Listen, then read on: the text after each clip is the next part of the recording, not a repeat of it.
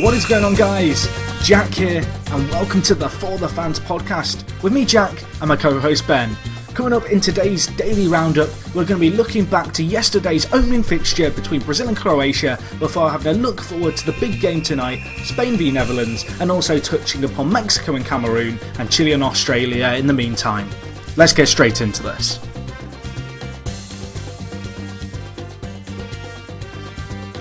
Here we are, folks, day 2 of the Brazilian 2014 World Cup. It's me, Ben. Jack's here. You're right, guys. Just talk to me. Hi, Ben. Right, we did plan on having a guest. Sadly, he was unavailable, but hopefully we'll be able to get him on again in a future episode. Fingers crossed. So, Jack, fingers crossed. It was Brazil 3, Croatia 1. You predicted that. I did. Do I get a point or a star on a chart or something? Well, let's just put it this way, Jack. You and the Psychic Turtle, tell you what, you're duelling right now. And it's a draw. He didn't predict the score. Are they going to start predicting his scores as well? That's a good point. He didn't predict the score. So you're better than the Psychic Turtle. Yes. Well, good. Shall we go through the game as it went? Or do you want to start with... No, I want to come back to something later. So we'll start with the way it The match. Yeah. What a match it was. I want to say it was the match that people have been anticipating. It was if you just looked at the score, but if you looked at anything else, I think most people would agree that the game was kind of smeared by a few mistakes, so to say. But the game got off and Brazil kind of looked nervy. I think the three doves may have thrown them off their game right at the start of the game. It was kind of... Brazil were pushing up and really applying some pressure, and then Croatia just seemed to keep hitting them down the wing on the break, and eventually it told. And of course, Jelavic got a telling touch at the near post, and then Marcelo could only kick it into his own net. Yeah, as you say, Brazil didn't look themselves. They looked a little bit overawed, and that's unusual for a Brazil side. But I guess, home World Cup, you can kind of understand it. But yeah, as you say, Marcelo in goal. Whole city's Jelavic causing chaos in the box. And Marcelo was like, oh, and then kicked it in his own goal. All kinds of confusion. I think David Luiz was to blame for the goal. Jelavic, I'm going to compliment Jelavic here, unbelievably, but his run actually on the goal, he kind of sold David Luiz to the back post, then cut in on the near post, and he got the touch, obviously, and then Marcelo scored the own goal. My favourite bit about that whole own goal was the fact that there was someone just with the Twitter handle, Marcelo, who was getting loads of death threats and, the typical angry tweets at him, and he's just sat there like, I'm just a bodybuilder. Yeah, I'm just a bodybuilder. Aren't we all? Sadly, I'm building the body of a 50-year-old drunk man. Me too. That's okay. So yeah, then we got on to... I'm not quite sure if it was just before the goal or just after the goal. It was just before, 2 minutes before to be precise. I know exactly what you're going to say. What, the Neymar situation in which he should have been sent off because he's elbowed someone in the face and it looks a little bit on purpose. Yeah, well the thing is, okay, I saw some people arguing, it's not an elbow, there was no movement, he's just stuck his arm out. Ultimately, as the ball's up in the air, he kind of makes eye contact. And there was this loving embrace, and he just sticks out his arm in his face. And you could argue, yes, he's trying to shield off the ball, but you can't do that. You can't just stick out an arm, and kind of forearm someone away from the ball when it's in the air. Do you know what I think happened? I think the ball came over, Neymar takes a quick look, he's like, who's that? He looks a little bit like Luka Modric. Oh my God, is that Luka Modric with his haircut? Oh my God, it is! Oh my God, he pictured Real Madrid, bang! That's what I pictured. Was that his thought process as the ball was in the air? Yeah, he had a long time to think about it. The ball was in the air for quite some time, and he thought, "Oh my God, I recognise it. Oh my God, it's Modric. Oh my God, Madrid, bang!" And then chaos ensues. I kind of want to know what the ref thought he saw because he gave a yellow card. Maybe, it's not a yellow card offence. It's a red card offence, or you don't give anything because you've not seen it. Exactly. That's why I'm a little bit confused. The ref, we'll come on to this more in literally a few seconds, but certainly didn't have the best game of his life. And as you mentioned, and as I mentioned, less than 2 minutes later, following Neymar's yellow card, he goes and I want to say he scores the wonder strike that we anticipated from him to kick off the World Cup, but let's be honest, it was a scuff into the bottom corner. And the Croatia keeper, it wasn't the first time that maybe you could question him. Yes, the shot was well placed, but it was struck from a good 20, 25 yards out, and it's a P-roller. You want him to do better. He's a World Cup goalkeeper. He's Croatian. Come on. He's got to be doing better than that. It's just it's a little scuffer. Neymar's had a pot shot, and it's found its way into the goal. I was disappointed. I thought, it was a little bit anticlimactic, but Brazil, the fans had a groan, and then they were loving it. You mentioned the groan, didn't you? I did mention the groan on Twitter. What did you say about the groan? What was the groan? I think you said that it was Adrian Childs' fault. I feel like we're getting on his back a lot recently. But can't blame us. But yeah, he was all like, "Oh, I've never heard a groan like it," and you were like, "Oh, well, obviously you've not been a viewer of English TV when you've been on, Adrian." You said something along those lines. It was, wasn't it? It was a few shots fired at Adrian. It was a few, yeah. Not only were BBC Manchester having a go at Andy Townsend, we've had shots at Charles. Unbelievable. So then what happened, Jack? Fred. Well, then, I don't know really what happened. It seemed like the game suddenly became basketball and it was a non-contact sport. And then Fred got shot. That's the only thing I can use to explain how he went down. He got shot. There wasn't a bullet. I didn't see one, I'm going to be honest. But he fell down like he'd been shot and the ref just gives a penalty. And I think, who was it who was marking him? I think it was Lovren. Lovren's just stood there confused, like, what just happened? Lovren puts his arms on him, but nowhere near enough for Fred. Like, Fred's quite a bulky guy. He's not a small chap, is he? No, and I thought, come on, Fred. I do quite like, there's something quite nice about a Brazilian striker being called Fred. They've got Fred and Joe as their strikers.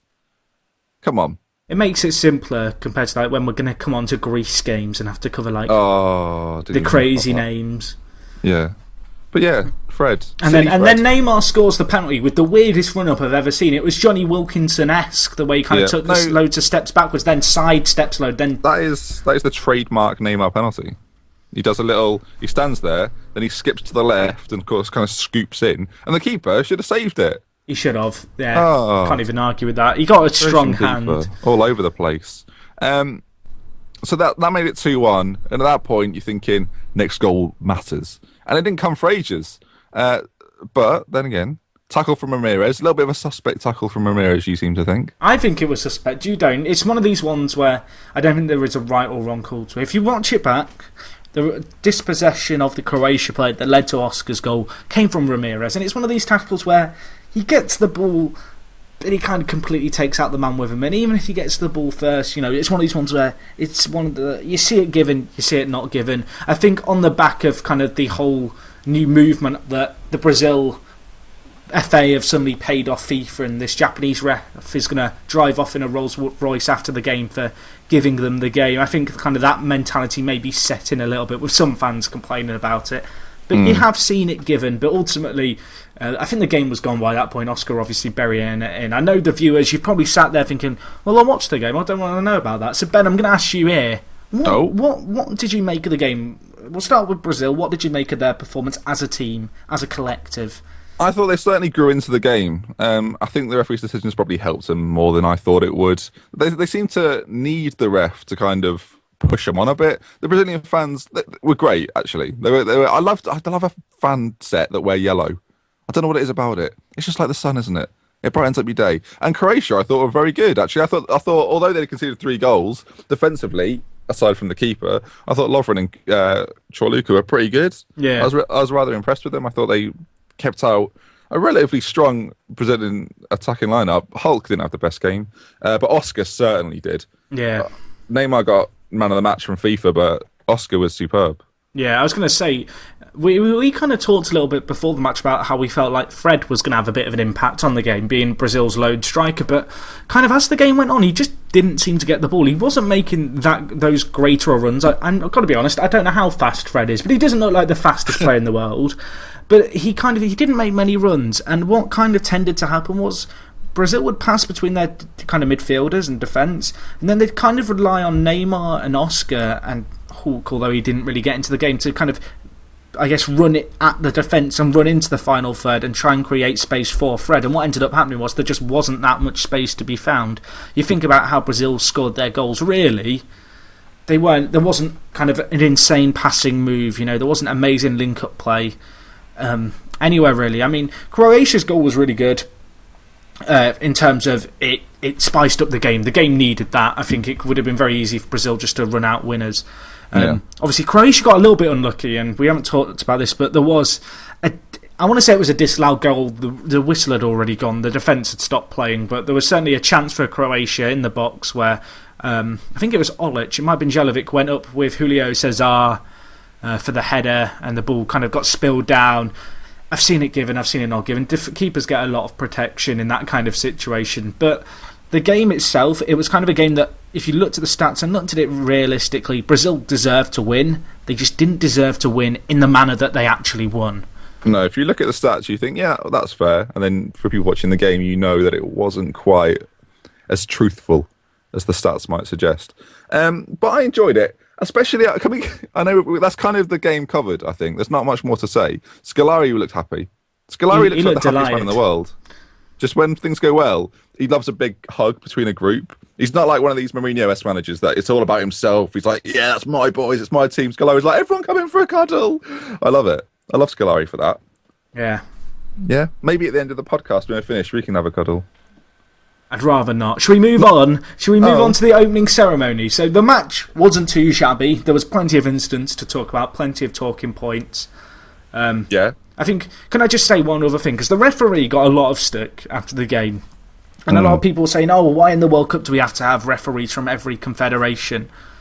I think I've seen refs from every kind of nation, every continent make those kind of mistakes. I don't feel as if it was an inexperienced referee. The referee, I believe he refed, he was a Japanese referee. He refed at the last World Cup. It's not as if he doesn't do this thing, that Japan have their own professional league. Yeah. He was just had a bad game. Park. That's the problem. People are like, oh, who's this park referee you've picked up? No. He's a professional referee. And all we do in England every single week is berate the ref. That's all we do. Every week there's a big decision where, like, he's an awful referee. The fact is, like, obviously, it's a World Cup, like the first game of the World Cup. All eyes are on it.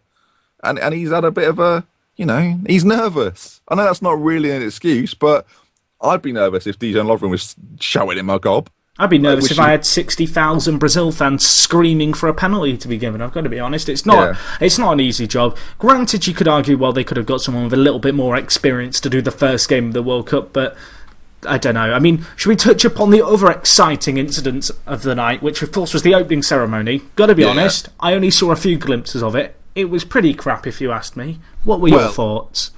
Well, it wasn't Danny Boyle-esque, was it? There was a lot of dancing. The tree thing was a bit weird. Did you see the trees? I didn't see the tree thing. There was people dressed as trees, just like walking around. Sounds like the average day in Lincoln.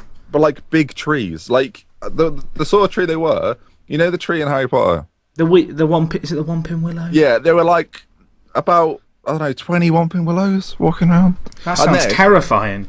Well, it was a bit scary, and then I sounded a bit more scared than I actually probably was. Then J-Lo comes out, which is always a treat. I saw that bit. Don't you worry. And then she was drawn by Terry Tibbs. That was good. Wasn't that Pitbull? Well, he looked like Terry Tibbs. If you don't know who Terry Tibbs is, he is Phone Jacker. It's a comedy sketch. The thing is, like, Pitbull has the potential to be quite cool. He's a Brazilian song guy, right? Yeah. Which is all great in that, but he's wearing 3/4 lengths, which are a bit more than 3/4 lengths. He's wearing 6/5 where they are. Is that actually an item of clothing? No, he's wearing, what were they? They were like 6/8. So they're kind of like, not quite, they're just small trousers is what you're saying? Yes, they're children's trousers. Pitbull's wearing children's trousers. Excellent. Why? Is that the fashion? I've got to be honest, I can't say that we are Trini and Susanna. We don't know what's going on. Is that the new thing to wear kids' trousers? Well, Pitbull's certainly starting off the craze, and then when they finished their performance, which I thought was quite, like, it was a bit, like, it was awful. It sounded horrific. I don't want to slag off J-Lo and her lovely body parts, but as they walked off, there was J-Lo and another woman wearing blue.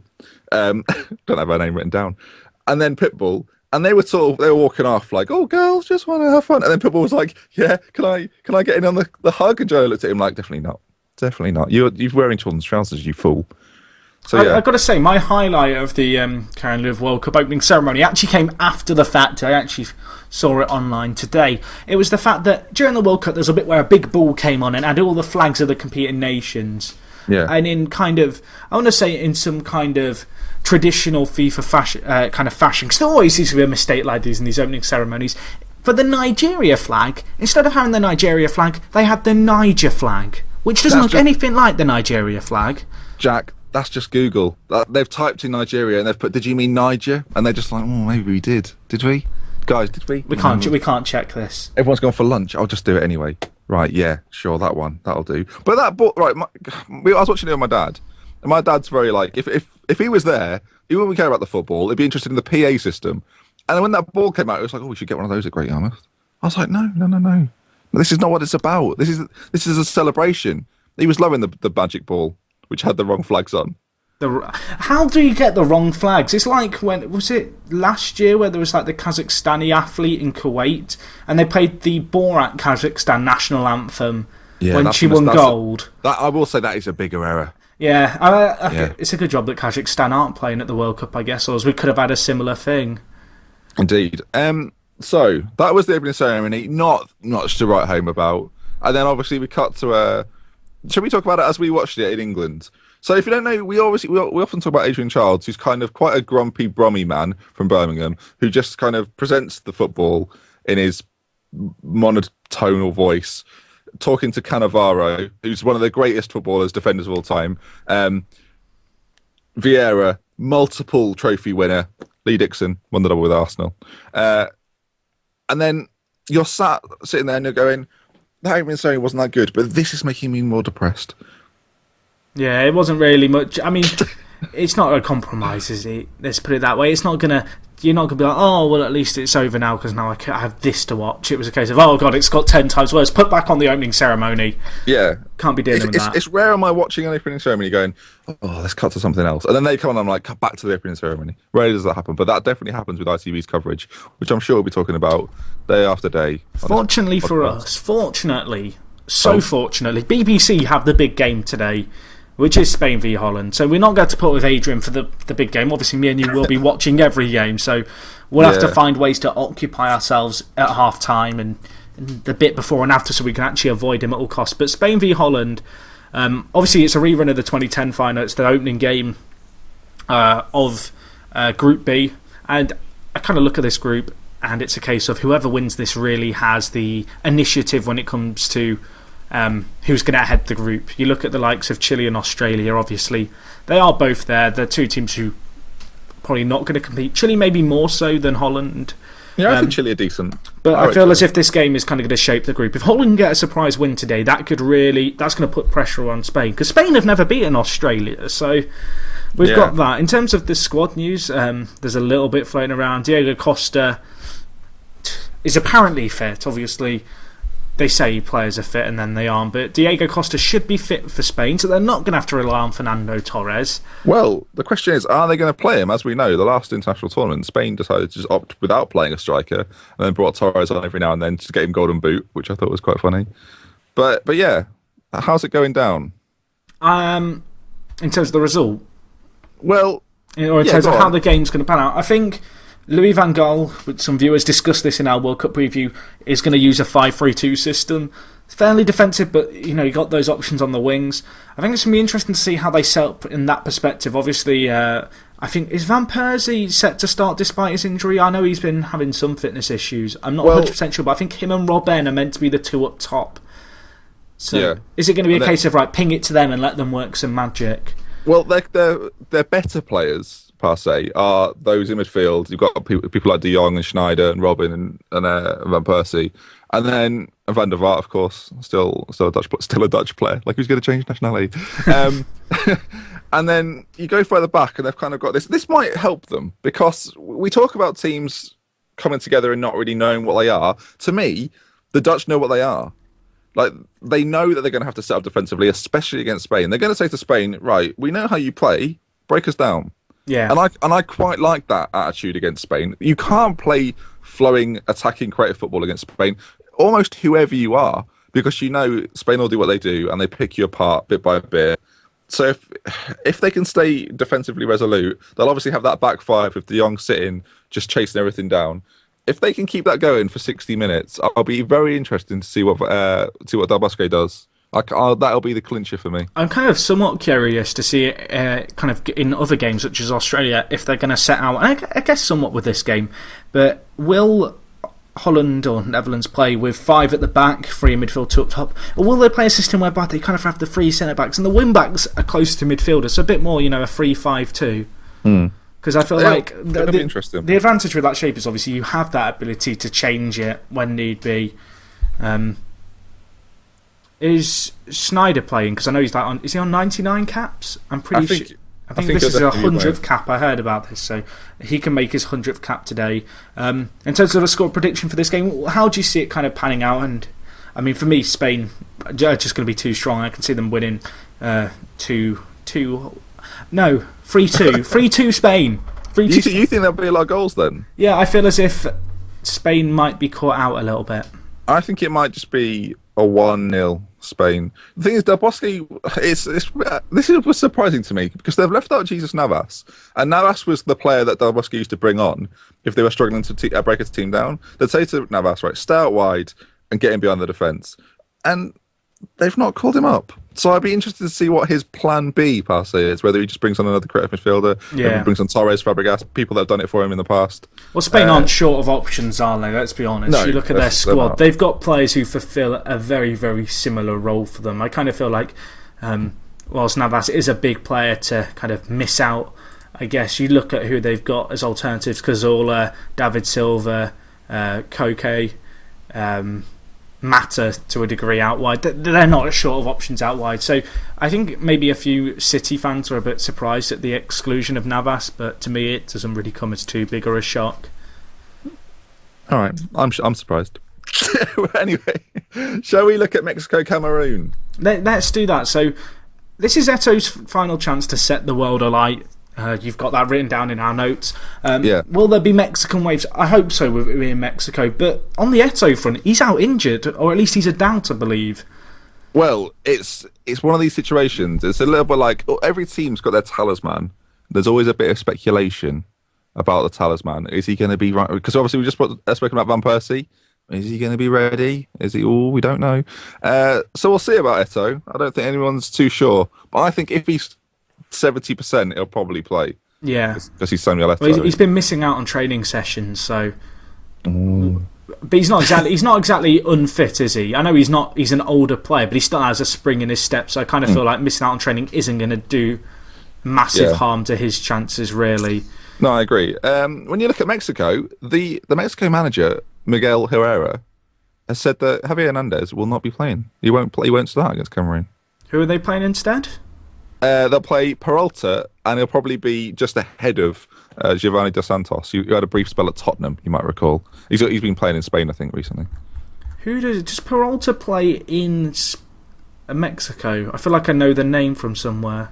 Is it a Football Manager name you recognise? Yeah, he is. He is a Football Manager name. Yeah, he does. He plays for Santos Laguna. I just looked it up. He's 30. If these two can do a job, then they're not going to miss Hernandez. And obviously, he's going to be on the bench. And he's not, as he's proved for Manchester United time and time again, he's not bad off the bench, is he? Well, at the last World Cup, he only started. Mexico knocked out in the first knockout round, but Hernandez came off the bench in all the group games, started the knockout game, and he still got 2 goals in 4 games. So it's not the worst record to have off the bench. So he's kind of a player who you can chuck on, and he is like Navas in many ways. He has spring in his step. You just go to him, go and get behind the defence, use your pace, use the space that's going to open up as the game kind of gets into its latter stages. So that could be, I think, a good option for them there with Hernandez. Yeah, I'm looking forward to it. I actually think the Mexico Cameroon game will be really exciting. I think it may be the game of the day.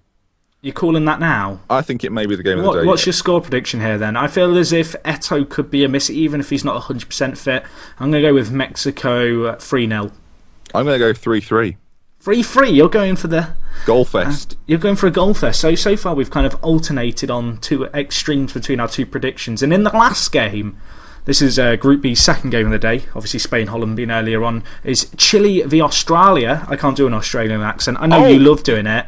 Would you like me to... Good day, Jack. How are we doing there? It's me, Bunny Boy, from Down Under. Yeah, my boys are facing Chile today. It's going to be quite the occasion. How do you think your squad are going to line up then, Australian Ben? I can't really say any other words than I've got so far, Jack, but I can say barbecue, and I can say another shrimp on the barbie. Excellent. Like. Now you can go back to your normal voice, Ben. Okay. Thanks for the insight, though. I think Australia are going to get battered. You know? I think I think it's going to finish 1-0 Chile. I'm going like 4-0 Chile. Vidal should be fit. Medel should be fit. They are a tough cookies to crack, and they've got Sanchez up front. Whereas Australia, I've got Jedinak, who plays for Palace, and Tim Cahill. I fancy the guys that play for Juventus and Barcelona than Palace and New York Red Bulls. I do feel sorry for Australia because we talked about in the preview, they have a tough group. I kind of feel like this might be their one and only chance to get points. Did I make a bet that if Australia score, Yeah. then I have to do something. I think it was if they got a point. If they get a point, I have to do If they get something. a point, you have to do so. We haven't decided a forfeit, No. so let us know. You can tweet us at ForTheFans Show, or if you're watching on YouTube, leave it down in the comments. Yeah, so if Australia gets a solitary point, I'll do some sort of I think this forfeit. is their chance, but as we mentioned before, they've never lost to Australia have never lost to Spain in a competitive international. I get the sense they've never played them. That might be the case, but they've still not lost. Okay. It's a fact. I want my boys to do well, Jack. I don't know what's happened. It's gone wrong. I know it's gone wrong. Don't be like that. Okay, so what you're predicting a blowout here? I think this is Australia's chance. I'm going to be supporting the Aussies. The Socceroos. I'm gonna wear the green and gold. Okay. Well, I wish you all the best with that. I don't know if I have anything green or gold. I'll work it out. But I'm gonna be cheering them on. Is that I think that's the late kickoff today. So if you are watching that one at 11 PM, we will be tweeting. And you can let us know what you make of the game. And I guess it goes with all the predictions here. If you've got any predictions at all, you can shoot them at us. So, talking about shooting kind of predictions and that kind of stuff, we did ask on Twitter for today's question. We did. Kind of following up from the fact that, I guess as a sign of peace, whilst there was rioting going on outside the stadium, 3 doves were released during the opening ceremony. Did you like that? It was kind of a bit odd. One of them came in fancy dress. Was looking at the other two going, you said it was fancy dress. You had some sort of hat and makeup on. I thought that was cute. So no, we asked the question to Twitter. We're doing this every day, as mentioned yesterday. We're asking you a question, and then some of the best answers we get on Twitter will be read out. And obviously, you can feel free to answer the question in the comment section if you watch on YouTube. But what animal would you have come out? What would you release into the wild? On the pitch. On the pitch. What would you? Do you want to be asked now, or do you want to have a think about it? Or? I'll have a little think. You can go through the suggestions. I'm saying thinking tactically. So Ollie on Twitter said a tiger, show the true power. That'd be mental. Because you're just letting a tiger loose, which I don't think's wise. Someone at Ryan Marsden said, snakes. This will stop the divers falling on the floor. Would that have prevented Fred, do you reckon? I don't know. Well, what do you mean? How many snakes does he think we're releasing here? You're going to have a fair few to stop it, to cover the entire pitch. I know we said 3 in the question. If it's 3 anacondas, that's pretty terrifying. How many snakes does it take to cover a football pitch? Do we have a researcher or someone who can cover this kind of stuff for us? How many snakes does it take to cover a football pitch? Jack asks. If someone can let us know, that'd be great. Someone else said, and this was Tommy Bonacio, said dolphins, so there's something for the South Americans to dive with. Oh, that's a shot fired there, isn't it? The South Americans have taken a pummeling. We should stress there's diving in Europe. There's England players who dive. You know, I know it's kind of a South American assumption, and given the Brazil game was, of course, on last night, I think that might be somewhat played into some of the diving references, because we got a fair few on Twitter, it's fair to say. Have you seen what one chap said? What did he say? Reho90 said Falcons, because then they'd eat the doves, and I wish people stopped doing that. Life sentences against being a dove. So I think he's pro-dove. But although he does want the Falcons to eat the doves. I was thinking they could just do clay pigeon shooting, but with doves. Wow, Jack! You provide everyone in the stand with a little shotgun under their chair. Oh yeah, because that's going to work. Come on, Sophie, take this. Come on, have a go. Bang. Oh, you've shot Daddy. Oh, well, never mind, eh? That's a shame. It was going to go so well. You aim for the dove and you've shot Daddy. Oh, no, that's Neymar out of the World Cup. We've given him a bullet hole in the knee. They can't be less accurate than Andy Carroll, though, can they? Yeah, you'd see Sepp with a sniper. He'd have an upper class kind of gun. He'd be like, oh, forget this. When you phrase it like that, when you phrase it in the way that, Sepp Blatter's going to be there, this seems like a fantastic idea, right? No, we're not letting the opening of the World Cup become a shooting range. It's not how it works. Right. Good. I should hope that's not how it works, or I'd be a bit worried. I'm worried by the fact you've mentioned it and you were kind of going with it. Oh, well, if Sepp's there, let's all do it. Dear, oh dear. Right, so as we mentioned, we don't have a guest today, so we have some quiz questions written down, but we'll save them for another time. Yeah, they're some of the best quiz questions I've ever written. Well, you can look forward to them on tomorrow's show, which will, of course, be up at the same time as this one, hopefully, which will be before 3 o'clock every day throughout the World Cup. Ben, do you want to plug all the socials? Yes, we're on Twitter at ForTheFans Show. We're trying to come up with all sorts of viral tweets, so if you can get behind those, then that'd be great. You can kickstart our viral campaign. Also, iTunes. You can search For The Fans on iTunes. You can look for the Fans show on iTunes. Just type in For The Fans or Football Podcast on iTunes. We'll appear. That's how great we are. If you're listening for the first time, we're also available on YouTube. If you're watching on YouTube, I've just said we're available on iTunes. Leave comments in the description, like the video, favourite the video, share the video, do what you need to do. And we shall see you tomorrow when we preview the England game, as well as looking back on the Spain-Holland game in much detail, I imagine. Yep. So www.forthefanshow.com, guys. It's been me, Jack. I've been joined by Ben. We will talk to you tomorrow. See you then. Hopefully we've got a guest. Touch wood. Fingers crossed again. I'm not touching your wood.